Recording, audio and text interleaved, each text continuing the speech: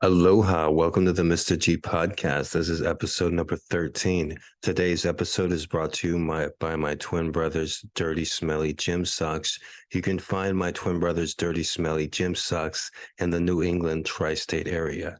Okay, with that being said, congratulations to the Boston Celtics inching out a victory in Game 6 with with no time left on the clock. The ball left his hand with 0.1, and they reviewed it, and the Celtics forced a Game 7 on Monday winner between the Miami Heat at the Boston Garden versus the Boston Celtics in Game 7 of the Eastern Conference Finals. The winner goes to the NBA Finals. And the post-game press conference was very interesting. Listening to Jimmy Butler and the Heat, they weren't fazed as you would normally think. They're ready to play. They know that this game snuck away. There was a real interesting learning point about that. I learned something about myself while watching yesterday's Game 6. And you want to continue to learn about yourself throughout your life. So many people in life, the majority of people, they reach a certain age and they don't grow at all. They don't continue learning. They listen to the same music that they listened to in high school. They say the same catchphrases that they said in their 20s. And they don't evolve as a person. You really want to evolve as a person, and one key to that is knowing yourself. Know thyself was an earlier podcast episode. So yesterday's Game 6 in Miami, Jimmy Butler was fouled with 3 seconds left, and he was fouled shooting a 3-point shot. And so they reviewed it. They saw his feet were behind the line, and it was a foul. And so he was given 3 free throws. At this point in time, the Miami Heat were down by 2 points. So these 3 free throws in front of the whole world, because everybody's watching this game. It's the only series, the NBA series going on. There's no football going on. Nobody really watches baseball. And so, this is millions of people are watching, and he has to take 3 free throws, and if he makes all 3, the Heat go up by 1 point. And if the Heat win this game, they go to the NBA Finals. So these 3 free throws are the biggest of his career, of anybody's career. And I'm just so nervous. But if you look at Jimmy Butler, because I'm cheering for the Heat and I'm cheering for Jimmy Butler, and Jimmy Butler was a former homeless youth, and he had to sleep in laundromats or wherever he could find a place. So Jimmy Butler being this incredible superstar that you unconventional, unexpected superstar, and seeing him, he's not only, he's a spokesperson, whether he likes it or not, for a lot of people, that anybody that had a rough night and had to sleep rough, as they say, across the pond, or had to sleep outside, or had to sleep on the ground, or had to sleep in a laundromat. And it shows that people can do great things, and they can come from unfortunate circumstances. And that goes with the expression, don't judge a book by its cover. A lot of times you do want to judge a book by its cover, but a lot of times you want to give people the benefit of the doubt. And Jimmy Butler is a testament to that, because seeing him as a teenage youth, he even says it himself. He's like, I never expected to be in the NBA. I never knew I could make it this far. And his number 8 seed Miami Heat, they play best when they're the underdog. They play best when they're on the ropes. And this historic Eastern Conference playoff series is a testament to that, because they played their best. They're the number 8 seed. The Celtics are the number 2 seed. They won the first 2 games in Boston. Nobody expected them to do that. Maybe win 1 game if they were lucky, but they won the next 2 in Boston. And then they go up 3-0. Nobody expected them to do that. So they were still the underdog going to all these games. But then when they were up 3-0, that was the point where everyone's like, okay, time to end it. 1 more win and you go to the finals. But they couldn't sweep the Celtics in Game 4. They couldn't win in Boston Garden in Game 5. One of the toughest places to play in the NBA. Boston Garden and the Denver Nuggets Arena are the 2 toughest places to play in the NBA, and those are the 2 teams that usually have the best home court advantage, or in the best home court records during the playoffs and regular season. So Jimmy, they have a monumental task of winning Game 7 on the road. But it puts them, like I said in the press conference, Jimmy Butler, Eric Spoelstra, the head coach, And other players, the whole mentality of the team was like, okay, we'll be ready for Monday. We'll be ready and we're ready to play, and it's not going to be a blowout like in game 5. The Heat are going to come out, but so are the Celtics, and the Celtics do have a huge home court advantage because that crowd is crazy. And I'm not a Celtics fan. I don't like the Celtics, but I'll give respect where respect is due. Celtics fans go nuts, and they're yelling and making so much noises. And I don't know if Jimmy Butler would have been able to make all 3 of those free throws in Boston Garden. Maybe he would have. But like I said, it taught something about myself. I'm watching the game at home and I'm nervous as fuck. I'm like, fuck, he's got to make 3 free throws. And normally that would happen if I had money on the game. But I don't have money on this game. I haven't bet all year. I've been watching the playoffs this year, but this is one of the first years I haven't put any money. I could have made lots of money with all the successful predictions I had, but I didn't even have money on this game. But I was just so nervous for him. I'm like, he's taking 3 free throws. And having studied nonverbal communication and how athletes handle these pressure situations, uh, I but I also, being a nonverbal communication expert, I can see nuances in an individual's behavior, and to tell if they're nervous or not. And I looked at Jimmy Butler. I'm at home standing up. I'm like, oh my God, just make 2 out of 3. Just make the first free throw because they're down by 1 point, or they're down by 2 points. And he has 3 free throws. I'm like, just make 2 out of 3. And I'm nervous at home, but you look at Jimmy Butler and he's just calm as a cucumber. He wasn't as calm as I saw him taking 2 crucial free throws earlier in the series, but he was very calm. And I was like, wow, that's the guy I want shooting the free throws at this moment. And that goes to his dog mentality. They call him the dog. They say he is him, is another thing, but he has that dog in him. And Jimmy Butler, like I said, he wasn't supposed to be there. He's on borrowed time. The entire Heat team this year, they were the number 8 seed. They had to win the number 8 seed in the play-in tournament. They lost a game in the play-in tournament, if I remember correctly. So it's like they were always on borrowed time and like playing on house money. And so that's when they got into trouble, when they got up 3-0. So Boston, like I said, give them respect where respect's due. They have a game 7 at home. I wonder what the line is, the betting line on this game. I imagine Boston is going to be favored. They're at home and then the number 2 seed. But I would put my money on Jimmy Butler and the Miami Heat, and that's who I'm going to be cheering for in game 7. So go Heat. All right.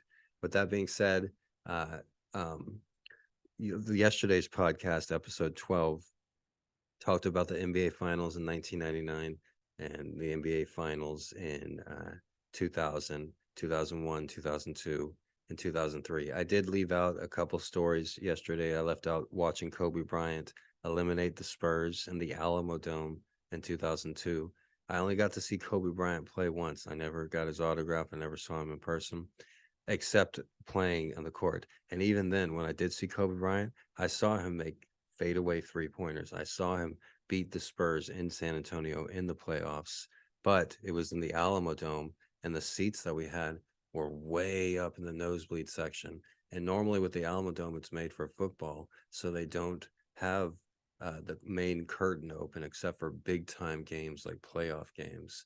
And so they had the curtain open, and we were in the section where like you couldn't see shit, and we were like worse than nosebleed. And I'm like, oh my God. And I talked earlier on an earlier episode about how the one time I sat courtside was at a Spurs game, Atlanta Hawks versus San Antonio Spurs. And a girl I was dating, I was 20, she was 19, and her boss had these courtside seats, and he wasn't going to that night's game, the Atlanta Hawks. And so she's like, do you want to go to the game? So I did have sat courtside, and that was an incredible experience watching basketball, NBA in particular, from home for so many years, and then being right on the court. It's like they were like transformers, like running around. I was just like, whoa, these are the dudes I've been watching on the TV. They're running around in front of me. Like, what if they fall into me? Like, this is crazy. And they're like all huge and they're like running around like it's normal. And I'm just like, whoa, I had never been to a basketball game. Keanu, now is not the time, Keanu. So in 2002, I did see Kobe Bryant play versus San Antonio Spurs. but I was in the Alamo Dome and he was hitting some fadeaway 3-pointers that I saw, and we left the game probably early. It was a blowout. The Lakers blew out the Spurs that year. But so, and I talked about in 2003, I go into more detail about 2003 in my book, Gonzo Education. Why are you doing this? Stop right now. Fucking stop it right now. Stop.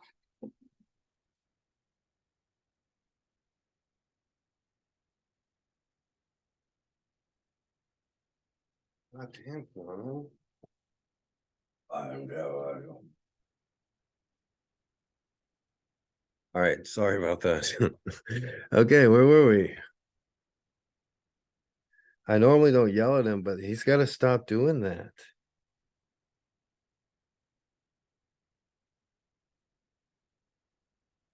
So yesterday we talked about 2003, the NBA Finals of 2003. Now, uh, that was a very important year for me, 2003. I go into detail about 2003 in my book more than any other year. I'm not live for some reason. I go in detail about that about any other year, 2003. It seems like the years with 3 on the end are more significant for me. But in 2003, in January of that year, that was when me and my twin brother walked from San Antonio to Austin. And then I ended up starting school in fall of that year. So it was an extremely important year for me, 2003, because I ended up, being successful at uh, school. And it was something that was a real big surprise for me. And it was a pleasant surprise because I never knew that I was intelligent. Nobody ever told me I was intelligent. So 2003 was a huge year, and I was really happy with how things going. And the Spurs ended up winning the championship in 2003. But in 2004, I learned a valuable lesson. Sometimes in life, you can learn lessons from other people. Whoa, fucking A, we're having difficulty today, huh?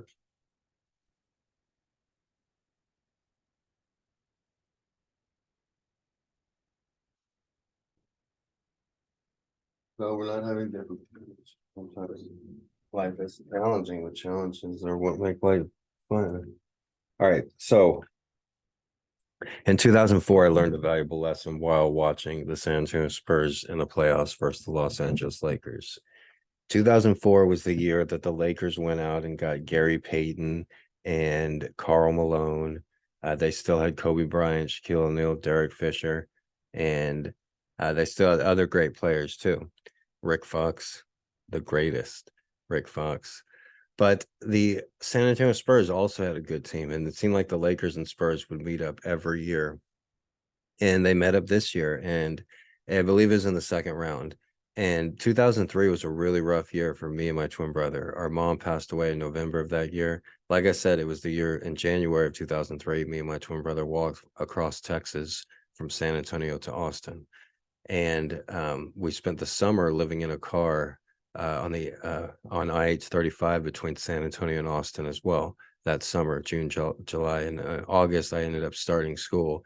And it was, like I said, it was a great moment because I realized I was smarter than everybody. And I, no offense, listeners, and I made straight A's. But more importantly, I was like, this is something that I can do. And the way my brother put it was like, oh, so as long as you make good grades, you keep getting financial aid. And I was like, yeah, I keep getting financial aid. Yeah. But some semesters they only paid for my tuition, especially at the University of Texas in Austin. So I did work the whole time I was in school, the whole 7 years I was in school. But 2003 was an important year because of those reasons. And I finished up the year in 2003, and then I got an apartment in 2003. Then in 2004, me and my brother were living in this apartment, and we were watching the playoffs in 2004. Here comes the valuable lesson. The Spurs were playing the Lakers in 2004, and it was a turning point in the series. And this game was in San Antonio at the SBC Center. And the end of the game happened, and Tim Duncan is at the top of the key, and he hits an incredible fadeaway shot that gives the Spurs the lead, and with only 0.4 seconds on the clock. And, you think the Spurs had won. And after he hit that shot, I cheered. Me and my brother were cheering throughout the game, but I cheered, but I was respectful. I was like, yes, yes. But my brother took it to another level, and he started calling the Lakers names, calling like, you fucking F-bomb and this and that. And like, and just being like, we won, haha, in your fuck. Yeah. Just being too, a terrible winner. And like, I'm like, chill, man, relax. And if this happened 100%, I'm like, relax. There's still 0.4 seconds on the clock. And then he's like, nobody's ever made a buzzer beater to 0.4 seconds. They just said the closest you can get a jump shot off is in, you have to have 0.5 seconds or 0.6. He's like, it's impossible. There's no way that they can win. And then I was like, stranger things have happened. Don't be so rude. And he's like, flicking off the TV. He's like, hi, and just being like not a good person, not a good winner. And then the next play comes, there's 0.4 seconds on the clock. And supposedly before that point in NBA history, you could not get a shot off with less than 0.7 or 0.8 seconds, not even a second, a millisecond. But there are 0.4 milliseconds, not even a second, not even half a second, but 0.4 milliseconds on the clock. And somehow, some way, Kobe Bryant passes the ball in to, or somebody passes the ball in, Robert Ory maybe, passes the ball into Derek Fisher, and Derek Fisher pulls up and shoots a 3-point shot. And maybe the clock didn't start, or not a 3-point shot. He just shoots a jump shot, but he doesn't like hurry it or anything. He just shoots a regular jump shot. And maybe the clock doesn't start, or they don't say it, or that was before there was a red light behind the backboard. Maybe that's one reason they installed the red light behind the backboards. Because like in last night's game, you saw D White of the Boston Celtics put the ball in with 0.1 seconds. Like, you reviewed the shot and you reviewed the footage, and yeah, it left his hand with 0.1 seconds left. There was so much time left between the Miami Heat going to the NBA Finals and the Boston Celtics losing the series and their season ending. So now we have the backboard cam, but that was before Derek Fisher. We didn't have that. So with 0.4 seconds, they pass it in. Derek Fisher shoots a regular jump shot. Boom, makes it. The San Antonio crowd is stunned, and the Lakers run out of the building, and like they stole the game, literally, but not literally. Like, hey, give me the game. No, they stole the game, and that turned the series, and the Lakers went on to go to the NBA Finals, where they lost to a Detroit Pistons team. And the 2004 Detroit Pistons team is one of the only NBA champions in memory that did not have a superstar. They had a few all-stars, Chauncey Billups, a great defensive player, a great defensive center, and Ben Wallace, but they did not have any all-stars. I believe Stan Van Gundy was their head coach, and this Pistons team with no all-stars destroyed the Lakers team in 2004 that was stacked with all-stars that had Kobe Bryant, Shaquille O'Neal, Gary Payton, Karl Malone, like all these great players, plus a huge bench. And the Pistons did it with defense and teamwork. So if you're a true basketball fan, then the 2004 Pistons and the 2014 San Antonio Spurs, the most dominating, best NBA champions as far as teamwork and in basketball, it's proven you can beat the all-stars, you can beat the MVPs if you work as a team. Nothing can beat teamwork. And like I've said in one of my earlier podcasts, basketball is an analogy for life. Many times in life, you can be an all-star player, you can have all the best dribbling moves, you can be fast and have a first step and do it all on your own, or maybe have one more friend that's also really good, and you guys can get to the basket just about every time.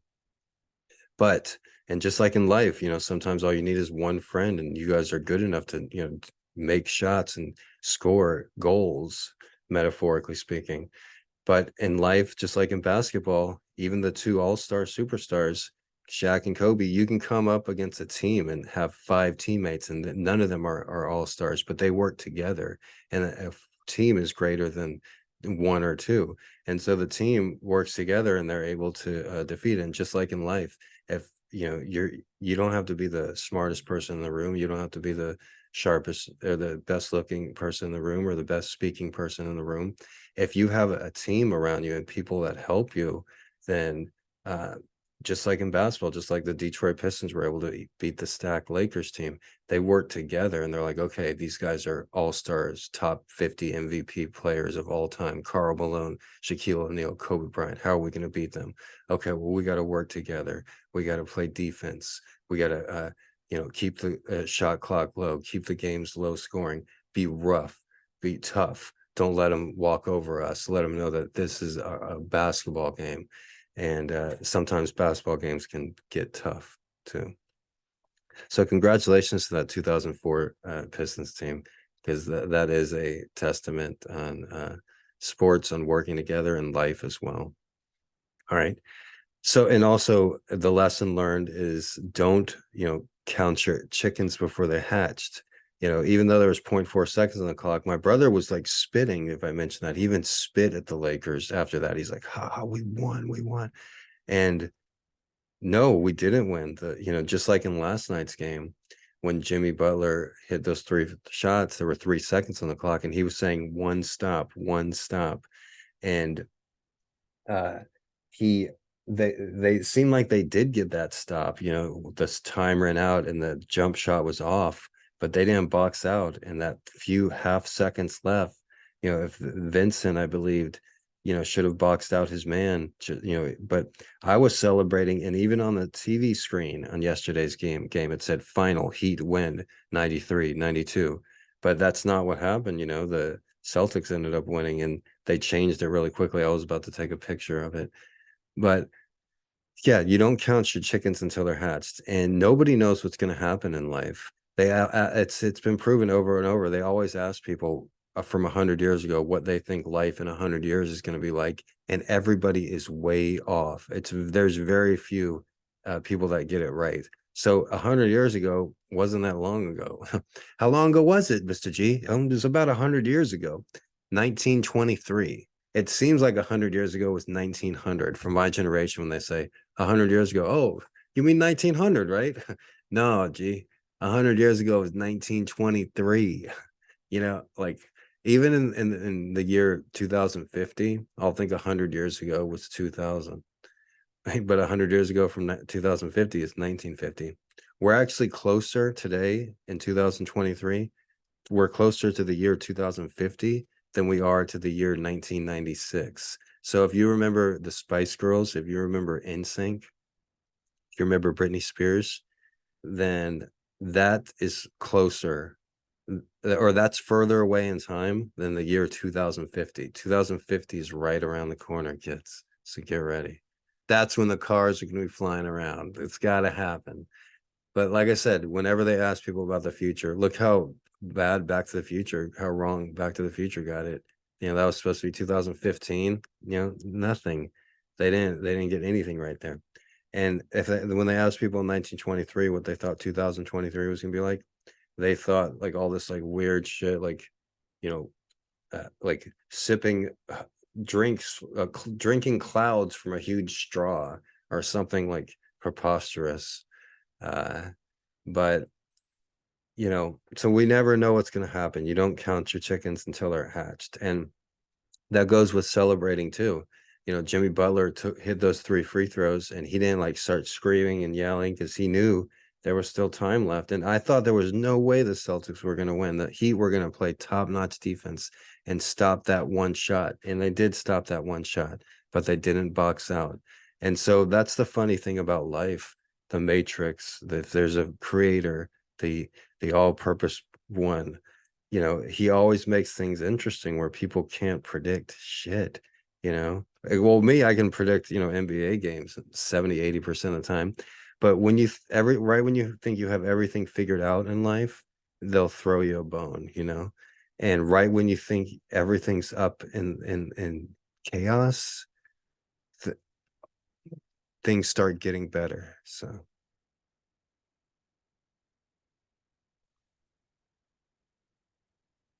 okay, so that was the 2004 NBA Finals.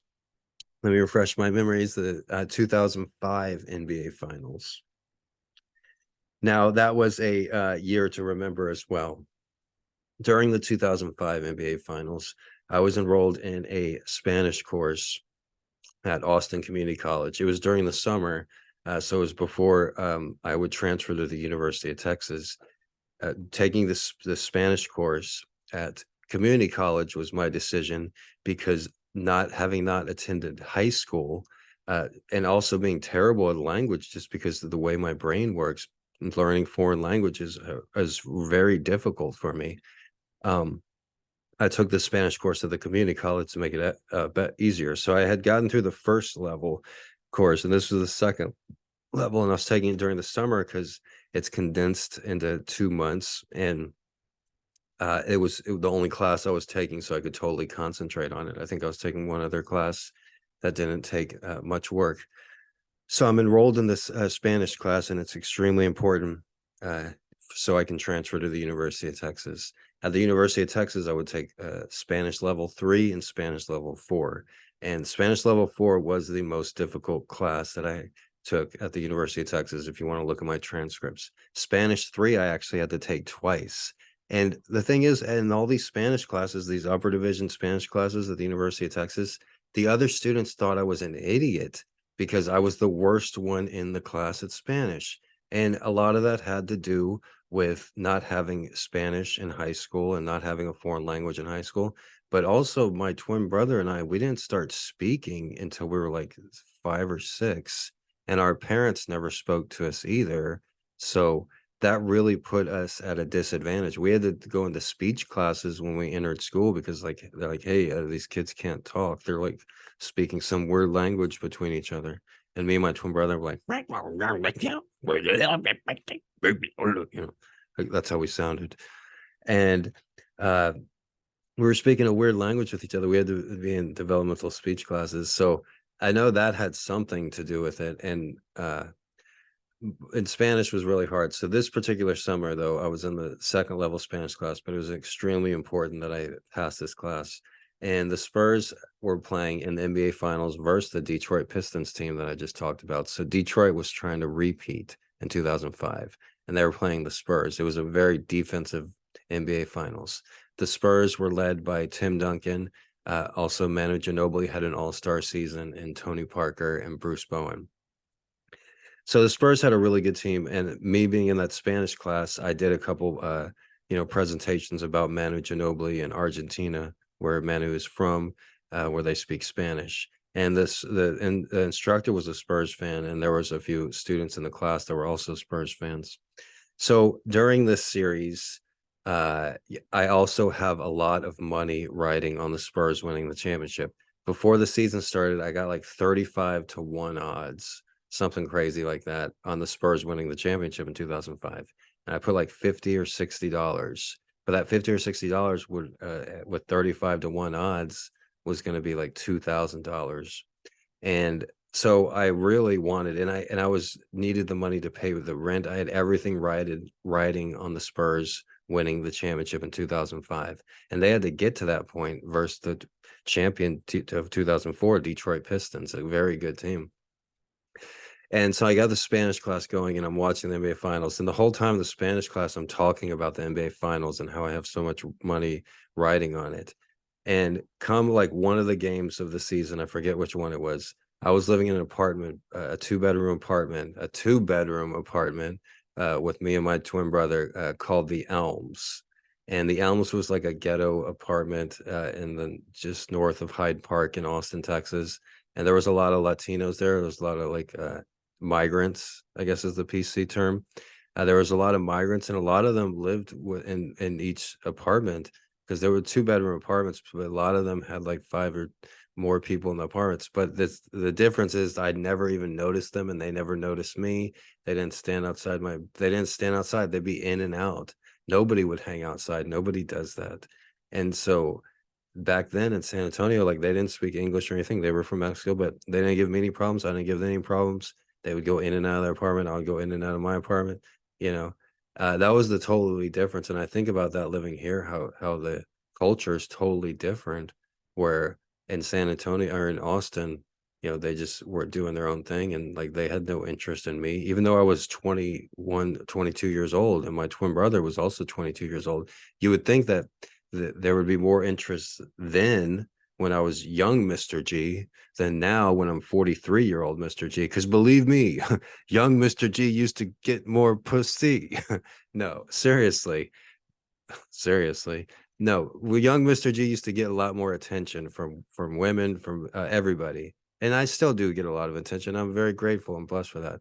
But if you could, anybody would do that. Would you take yourself at 22 years old or 43 years old if you were in a beauty pageant versus yourself? Like that would happen, okay? If your 22-year-old self had a beauty pageant versus your 43-year-old self, who would win? The 43-year-old self might be a little bit more interesting, but the 22-year-old self doesn't have all the Hawaiian wrinkles and the thinning hair, right? But hey, it's not the looks that have always won me over as much with the ladies. It's more my compelling, intriguing, uh, magnetic personality.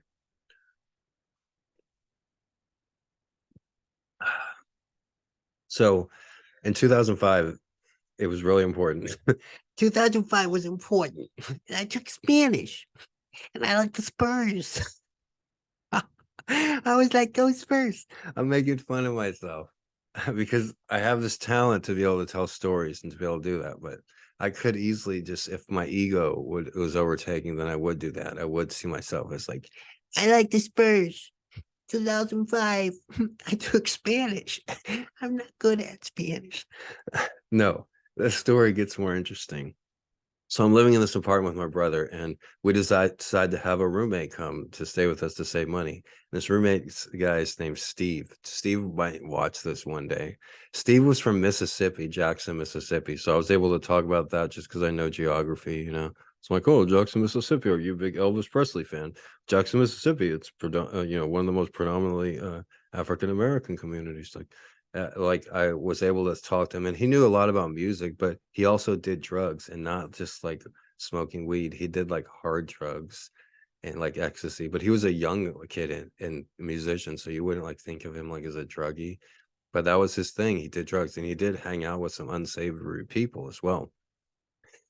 So my brother starts like hanging out with him a little bit, and I give Steve the cold shoulder and all of his friends the cold shoulder. He brings over a couple young women, and they like me a lot, but I'm just like give them even more of a cold shoulder. I remember making one of them cry one day because I thought Aesop Rock was ludicrous, and I'm like, and then they made fun of me, and then I just like went off and just made her cry.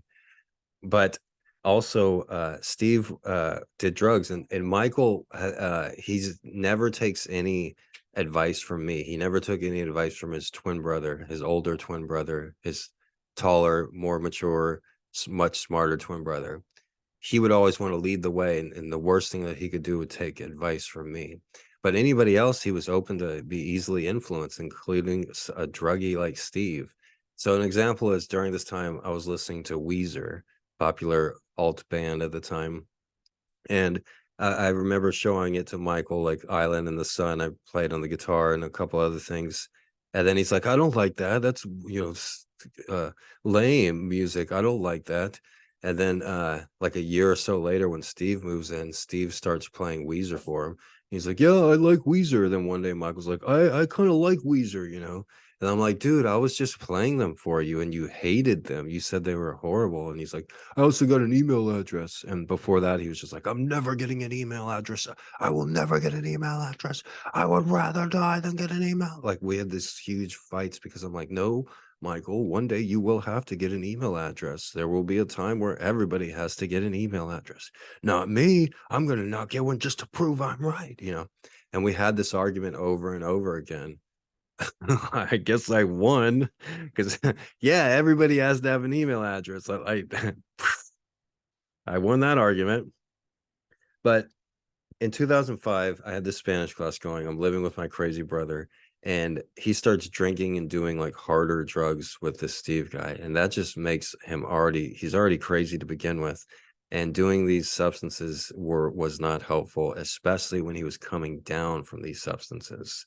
So one morning, a Saturday morning, I remember there was a big 2 liter of orange crush soda, and I carried this orange crush soda with me all morning for whatever fucking reason. I woke up that morning hungover, and I walked to the store and I bought a 2 liter of orange soda. And then I'm drinking the orange soda and I lay back down and go to sleep. And the next thing I know, my brother is on top of me, punching me in the arm. I'm like, what the fuck?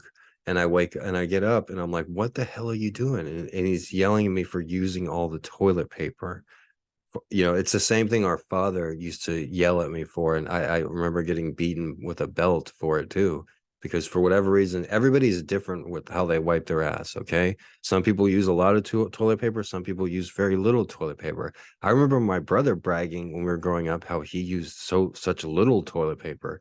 I remember that big fake ab liver king guy when he was talking about his shits on some talk show. He's like, I never use toilet paper because the Liver King has so much good stuff in him that it just comes out clean, No, dude, you're walking around with a shit sandwich, That's what's going on, Liver King. And your fucking ass smells like liver shit. But my brother, he would always not use that much toilet paper apparently. But growing up, if I had used too much toilet paper, our father would get really pissed at me and him because we were treated as one. And so, but this is as we're adults, we're in our 20s and we're living in this apartment. And he wakes me up by punching me in the arm, you know, uh, uh, because I used too much toilet paper. That's what outraged me. And if you look back at like different instances of fighting that we've had, altercations, and especially if the police were involved, it started with something like that. Like he came home and I didn't do his laundry. Like, what? I'm supposed to do your laundry? I didn't know that. Like I had washed some of my own clothes. He's like, you didn't wash any of mine? Why didn't you wash my clothes? Because growing up, we always had to wash each other's clothes. We were treated as one person. We shared the same exact clothes. And from age 5 or 6, we had to figure out how to wash our own clothes, believe it or not. There was a washing machine in the house and a dryer, but we had to figure out how to use them. And we had to, our father wasn't going to lift a finger unless like it was court ordered. So in 2005, my brother's like using hard substances with this guy, Steve, that we let live with us as a third roommate. And we're just like, wow, this 2 bedroom apartment's not big enough for 3 people. I don't see how anybody would have more than 2 people living in an apartment. And so Michael starts using drugs, but he starts coming off drugs. And like I said, I woke up with him punching me in the arm. And I get up after him punching me in the arm and I'm pissed and I am hungover. And then I throw him off of me and then I punch him in the stomach, a good gut punch. And I give him an elbow to the back. And then I remember I like threw him out of my room because we each had our own room, right? And I like grabbed his back and just like threw him out. And like I'm like 6 inches taller than him. So I threw him out and scrapped us up his back a little bit. And then he calls the police, but then he hangs up. And then the cops come. And then in Texas, if the police come for a domestic violence disturbance, then one of the 2 parties has to go to jail just to try to protect from any retaliation.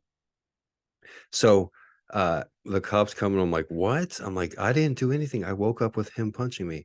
And then they look at him and he's like beat up a little bit because I punched him in the stomach, punched him, probably in the face. And then, they look at his back and it's scratched up. And so they take me to jail. And this was during the 2005 playoff series, also when I was enrolled in that Spanish class that I had to be at every single day. And so they take me to jail. And also that year, remember, I had the money riding on the Spurs winning the championship. So I go to the Travis County jail and they don't even lock the door. They were like, I started wandering around because like they put me in a cell or whatever after all the booking and they didn't like shut the door all the way. And so then I thought we were like allowed to just walk around. So the first day I just like walked around and like I would sit, I would find an empty area. I treated it like a library. I just like found an empty area, would read the newspaper and like would read a book. But but then they figured that out, and then they were like, "What the fuck? You're not allowed to walk around the jail." And so then they put me in the cell. And there was a Spurs game of versus the Detroit Pistons in the 2005 NBA Finals going on that night, and I had missed the game because I had to be in jail for like at least 3 days. My brother ended up coming and signing all the paperwork, and then I got an attorney and I explained the situation. Like, yeah, I woke up with him punching me, and he had just come down from drugs the night before.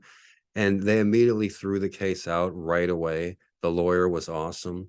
If you pay for an attorney, it's so much easier. It's so crazy how the United States justice system works.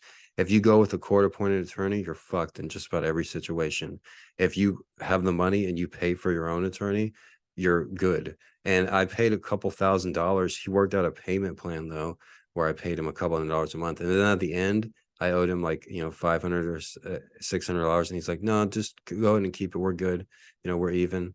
Because he understood the predicament. He understood I was about to, be accepted to the University of Texas journalism program. I had a lot going for me. Sometimes in life, if you let people into your surroundings, they can just fuck shit up for you.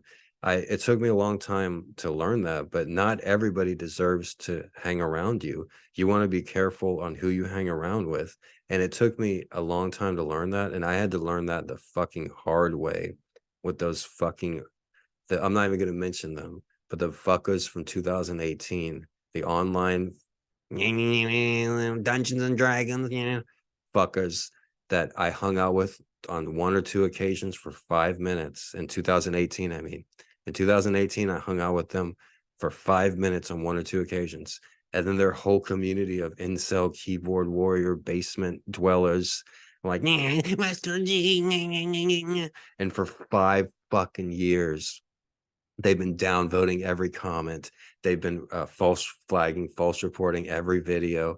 They've been, harassing me any way possible that they can online. And it's sad, but careful who you hang around with. Because if I could just grow organically on all these platforms or on my podcast, that would be like so much easier and things would be so much better. But just my association with these terrible fuckers for 5 minutes in 2018 dug me a huge hole to climb. And the best lesson learned there is careful who you associate with, because there are some fucking assholes, and just giving them 5 minutes of your time, you are in trouble. And it's sad, and you got to respect women, because women are very desirable and attractive to men, and there are a lot of sociopathic evil men. I heard a horrible story of a beautiful woman in Arizona that went jogging during the daytime, and her only crime was just being an attractive woman, and some crazy homeless person just did horrible things. And there's people out there like that, and that's where I put these guys as like serial killers, because I've wanted nothing to do with them or that community of toxic racism. And for 5 years, they're still like, "Oh, where you at, Mr.G?" Like, they'll just be sending me messages like, "Yeah, you going on the RV?" Like, what the fuck? Like, I don't know you, man. This isn't like, and that's why I said, like, you really have to respect what women have to deal with, because you look at like attractive women, like in ninth grade or high school, and there's always like some like creep like that just like is obsessed with them and like gets them flowers and just like thinks that they're gonna like win them over with romantic songs. There's always like some like little nerdy guy that's like in love with every woman and makes them like mixtapes, or they don't have mixtapes anymore, so they have mixed Spotify playlists, right? So you have all these little nerdy kids that aren't desirable at all, like women like tall men with deep voices. I'm sorry to be the messenger of sadness for you fucking incel fucking neckbeards, but women prefer tall men with deep voices that can make them laugh and that are confident and smart. Like, yeah, right, Mr. G, you're just describing yourself. No, bro, look it up. They did it like a survey. They're like, would you rather be with a short guy that treat you like crap, or no, would you rather be with a tall man that treats you poorly, or a short man that treats you very well? And like 90% of the women were like, yeah, no, kind of, I'd rather be with the tall guy. And would you rather be with a short man that's rich or a tall man that's poor? And like, oh, that's a tough one, right?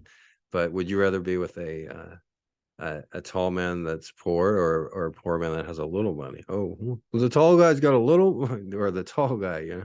But like, yeah, it's some crazy. If you look it up yourself, and it's not me, uh, but yeah, I don't even know how we got on that topic.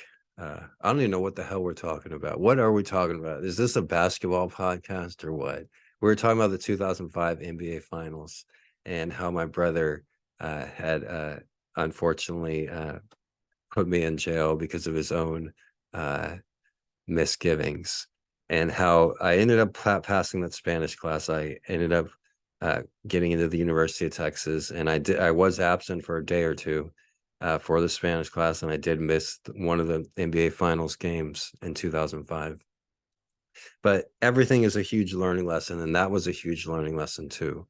Now, after the Spurs won the championship that year, I received my acceptance letter into the University of Texas, and so I was so proud, and I rewarded myself with a trip to California, and then I did the same thing in 2006. I took a trip to California, and this was during playoff time too. So you really want to check out tomorrow's episode 14, where we're going to talk about the NBA Finals in 2006 and the NBA Finals in the NBA Finals in 2006 and the summer of 2005. We'll mention that too when I drive to California. So just to let you know, I saw the NBA Finals in 2006 at the sports book in the historical MGM Grand Hotel.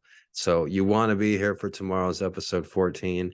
Dwayne Wade, Shaquille O'Neal winning the Miami Heat's very first NBA championship in 2006. That was a season to remember, just like this is a season to remember. And thank you all for listening. The Mr. G podcast is available wherever you get your podcasts: Spotify podcasts, Apple podcasts, Amazon podcasts, iHeartRadio podcasts, and full episodes of the Mr. G podcast are posted on Twitter and YouTube daily. So thank you all for listening. everybody have a great day. And from me and my street kitties here in Hawaii, I bid you farewell. And I also say aloha.